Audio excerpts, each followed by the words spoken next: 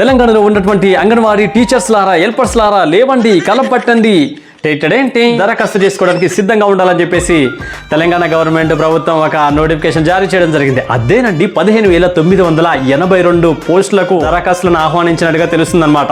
ఇంకేంటి, anganwadi teachers helpers ఈ యొక్క అవకాశాన్ని ఖచ్చితంగా ఉపయోగించుకోవాలని చెప్పేసి మనస్ఫూర్తిగా అనుకుంటున్నాను అనమాట. ఓకేనా? సో ఇక చూసుకుంటే కనుక పెద్దపూర్, మహబూబ్ నగర్, గద్వాల్ ఏరియాలలో గడువు కూడా అయిపోయింది అనమాట. సో ఇప్పుడు ప్రస్తుతం అయితే నల్గొండ, కామారెడ్డి, ఆదిలాబాద్, నిజామాబాద్, ములుగు వంటి జిల్లాల్లో మాత్రం ఇప్పుడు ఈ యొక్క ప్రక్రియ షురు అయింది. సో దయచేసి దరఖాస్తులు చేసుకోండి. అర్థమవుతుందా? అసలు అర్థమవుతుందా? నాకు తెలుసు మీకు పక్కా అర్థమవుతుంది. ఎందుకంటే ఇలాంటివి మాత్రం అసలు వదిలిపెట్టే ముచ్చటే లేదు, దీనమ్మ తగ్గేదే లేదు కదా.